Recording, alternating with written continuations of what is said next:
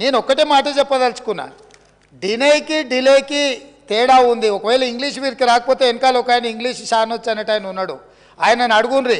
సింపుల్గా దీంట్లో ఏంది, you are also aware of the fact that both the states have agreed in principle to hand over the control of common projects, అయి Srisailam and NSP అంటే Nagarjuna Sagar project.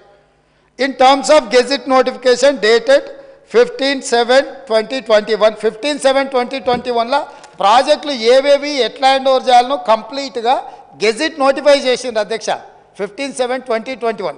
తర్వాత ఏమన్నారు వారు, but for want of finalisation of operational protocol of both dams handing over process being delayed. దీని అర్థము మేము కొన్ని కార్యక్రమాల వల్ల దీన్ని అప్పచెప్పడానికి కొంత ఆలస్యమే అయింది తప్ప మేము దీన్ని ఎక్కడ వ్యతిరేకిస్తలేము. మేము కేఆర్ఎంబీకి అప్పచెప్పడానికి సిద్ధంగా ఉన్నాము. ఈ లోపల ఆంధ్రప్రదేశ్ నుంచి వాళ్ళు పోలీసులతో వచ్చి దాన్ని పొజిషన్ తీసుకున్నారు. దీన్ని తక్షణమే మీరు పరిష్కరించండి అని చెప్పి మీరు కేంద్ర ప్రభుత్వానికి లేఖ రాసి డిసెంబర్ 1 నాడు 30 తారీఖు నాడు పోలింగ్ జరిగింది, 3 తారీఖు నాడు ఫలితాలు వచ్చినాయి. 1 తారీఖు డిసెంబర్ నాడు స్పష్టంగా ఆనాటి ముఖ్యమంత్రి మరియు సాగునీటి పారుదల శాఖ మంత్రి కల్వకుంట్ల చంద్రశేఖరరావు గారు, వారి ప్రిన్సిపల్ సెక్రటరీ, సాగునీటి పారుదల సెక్రటరీగా అఫీషియల్గా వీళ్ళు లెటర్ రాసి ఇన్ని రోజులు ఇన్ని నీతులు చెప్తున్నాడు కదా, ఇన్ని రోజులు మా స్మితా సబర్వాల్ గారు ఈ రకమైన లేఖ రాసిండ్రు, మా ప్రభుత్వ విధానము అని ఎప్పుడైనా చెప్పినా ఈరోజు ఉత్తమ్ కుమార్ రెడ్డి గారిని లేఖ తీసుకొచ్చి బయట పెట్టినాక ఇప్పుడు మాట్లాడుతున్నారు ఏంది, అవును మా స్మితా సబర్వాల్ గారు లేఖ రాసిండ్రు, మా ముఖ్యమంత్రి గారి ఆలోచననే ఇది అని. ఇప్పుడు నేనేం అడుగుతున్నా అధ్యక్ష అంటే వీళ్ళ బాధ ఏంది అసలు, ఇప్పుడు అప్పచెప్పాలనా వద్దనా? వద్దని మేము అన్నప్పుడు తీర్మానం చేసినప్పుడు చర్చలకు శశపిశలకు తావెక్కడిది? 100% ఈ ప్రభుత్వం ప్రతిపాదించిన ఉత్తమ్ కుమార్ రెడ్డి గారి సభలో ప్రవేశపెట్టిన తీర్మానానికి అన్కండిషనల్గా మేము మద్దతు ఇస్తున్నాము. పదండి ఢిల్లీకి పోదాం కొట్లాడదామని వాళ్ళ నోటి నుంచి వస్తలేదు ఎందుకు అధ్యక్ష? అసలు వాళ్ళ నాయకుడు ఎందుకు రాలేదు, ఎందుకు ముఖం చాటేసిండు అంటే ఈరోజు ఇక్కడికి వస్తే వీళ్ళకి ఎవరికి విలువలేదు అధ్యక్ష. పార్టీలో వీళ్ళ మాటకు విలువలేదు, మనుషులకు విలువలేదు.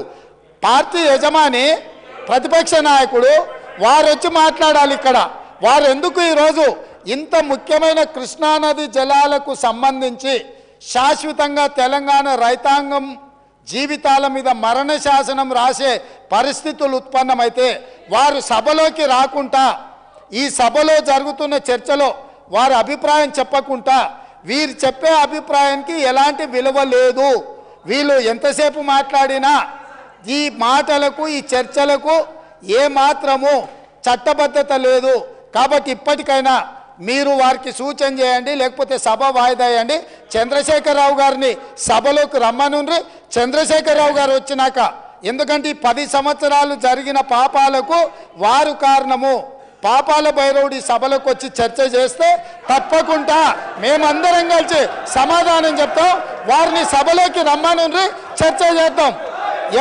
ఎవరు తప్పు చేసిండ్రు, ఎవరు తెలంగాణకు అన్యాయం చేసిండ్రు, ఎవరు తెలంగాణకు రావాల్సిన కృష్ణానది జలాలలో వాటాలను ఎవరు తెగ నమ్ముకున్నారు, ఎవరు చేపల పులుసుకి అలసిచ్చిండ్రు వారి నీళ్ళ దోపిడీకి, వారి సభలోకి రమ్మనుండి. చంద్రశేఖరరావు గారి సభలోకి వస్తే ఎంతసేపైనా మీరు మైకి ఇవ్వండి అధ్యక్ష. వీరికి ఏ అధికారము, ఏ హక్కు, ఏ అవకాశం లేదు. కాబట్టి చంద్రశేఖరరావు గారు ఈ సభలోకి వచ్చి వారు మాట్లాడితే ఇవ్వండి. ఇక వారు మాట్లాడడానికి ఏమీ లేదు, వారు చెప్తే వినడానికి కూడా ఏమీ లేదు అధ్యక్ష.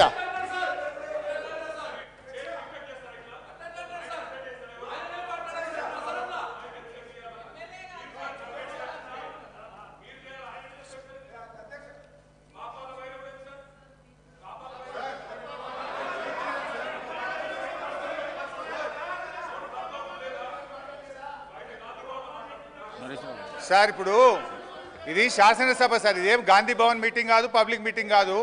ముఖ్యమంత్రి గారు మాట్లాడిన అన్పార్లమెంటరీ లాంగ్వేజ్ను మీరు దయచేసి డిలీట్ చేయాలని చెప్పి రిక్వెస్ట్ చేస్తున్నా అధ్యక్ష.